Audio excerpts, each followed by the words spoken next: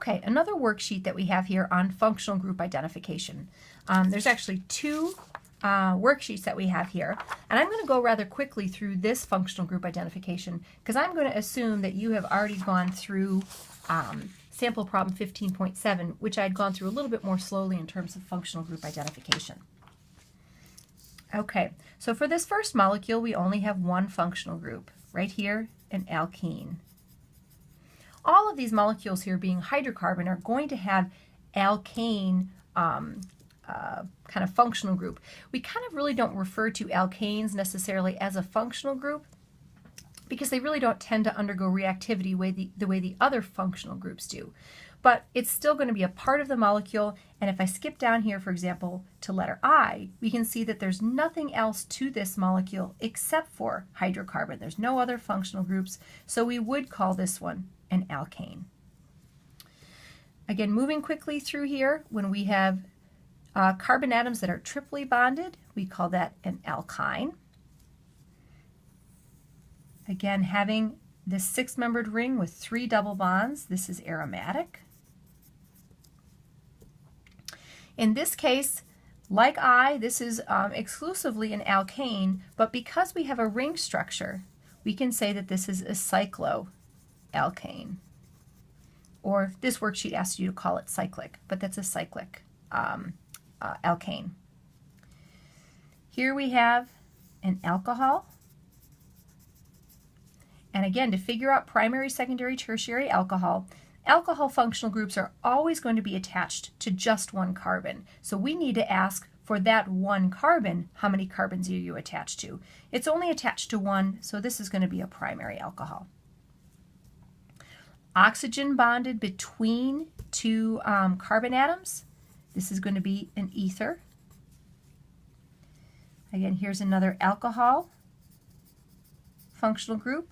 So if we look at the carbon that's attached to that alcohol and ask how many carbons are you attached to? 1, 2, 3. So this is a tertiary alcohol. Looking at H here, we have a cycloalkane.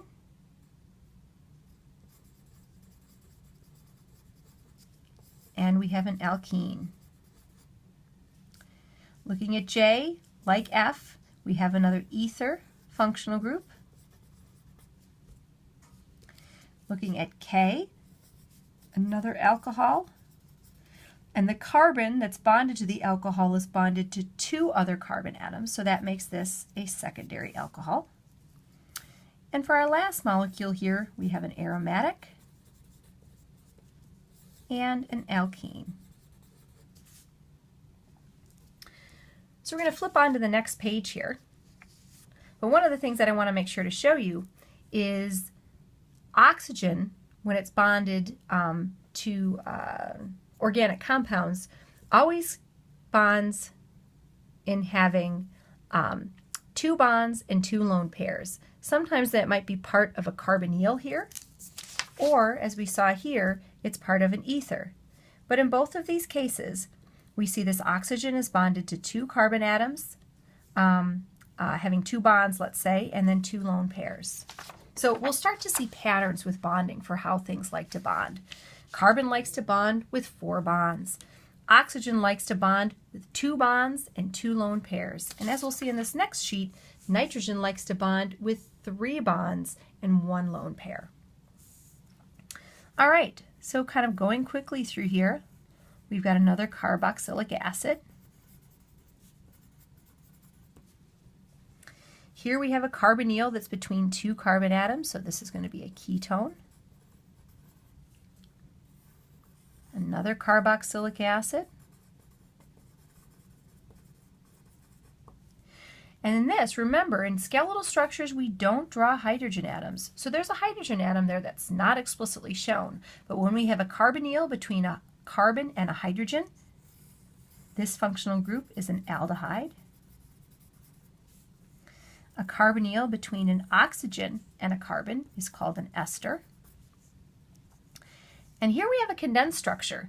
Remember that the condensed structure can be drawn out in another version like this, or we can draw it like this. This is actually the same molecule as we see in A. So this is a carboxylic acid. Incidentally, this happens to be acetic acid, which is the active component in vinegar. Moving along here to G, again, hydrogen atom that's not shown. This one's a little tricky because if you look at it this way, it looks like it's an aldehyde. You look at it this way, it looks like it's a carboxylic acid. But remember, to truly be an aldehyde, okay, we would likely have a carbon atom over here. We'll see in just a little bit that we'll have a molecule that has two hydrogens there. But in this case, since we have an OH there, this is going to kind of dominate this, and we have a carboxylic acid. This, coincidentally, is formic acid.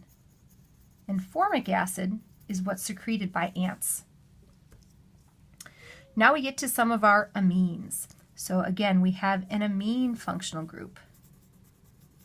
To figure out if amines are primary, secondary, or tertiary, we need to ask how many carbons are directly attached to this nitrogen. In this case, there's 1, 2, 3 carbons directly attached to this nitrogen, which makes it a tertiary amine. And as we'll see, tertiary amines have 3 carbons attached and no hydrogens. Let's contrast that to this amine that we see here.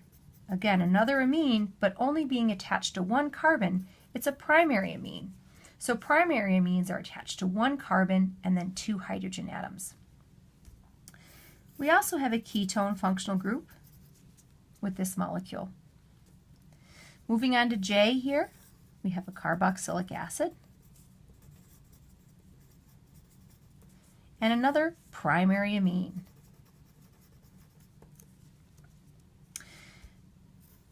This molecule is also going to have an amine, but there are 1, 2 carbon atoms attached. So this is going to be a secondary amine. Next molecule has a ketone and a carboxylic acid.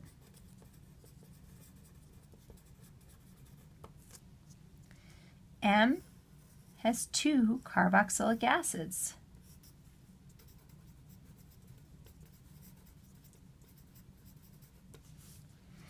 N has an amide and an ester. This one sometimes tends to trick people because they see this and they immediately think it's an amine, but always look next door to see if you have a carbonyl there. If you do, this is not an amine functional group, it's an amide. 2 ketone functional groups, a carboxylic acid, and this one looks a little tricky, but really just see that here is 1 ester, and that carbonyl is shared with another oxygen to make another ester. You might learn a little bit more about this guy in organic chemistry in terms of the special chemistry that it can undergo. Again, one that's drawn as a condensed structure, we might want to draw it out a little bit more in order to see what's going on. A hydrogen attached to a carbon, it's going to be attached to another hydrogen and to an oxygen. Carbon atoms are always going to be central atoms when we draw Lewis structures. Hydrogens are always going to be capping pieces because they can only bond once. And oxygen, again, is not going to be a central atom when we have as many other atoms as we have here. But looking at this, unless we draw a double bond here, we wouldn't have enough electrons around this carbon atom to complete its octet. So this is the molecule that we have here, and it's kind of reminiscent of what we saw up here in G. But what we really have here is an aldehyde functional group. And it's a special aldehyde where it's not a carbon that's over here, it's actually another hydrogen. And this is actually formaldehyde. And formaldehyde is used to preserve tissues. Again, here we have to do the same thing. Carbon's always going to be in the middle, and we're going to have a hydrogen. Now, if we put a hydrogen over here like this, then we have 2 oxygen atoms left, and we really wouldn't be able to do anything very productive with that. So what we're going to have is we're going to have an oxygen and then another oxygen there with a hydrogen. Giving 4 bonds to that carbon atom has us drawing this structure. which is actually the same as the structure as we had in G. So this is also formic acid with a carboxylic acid functional group.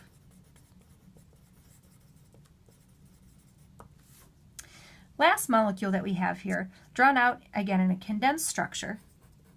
We can see we've got a CH3. We're going to have a carbon bonded to a CH3 and bonded to that oxygen. The only way to have 4 bonds to carbon is have that be doubly bonded there, which makes this a ketone. Coincidentally, this is acetone, the active ingredient in most nail polish removers.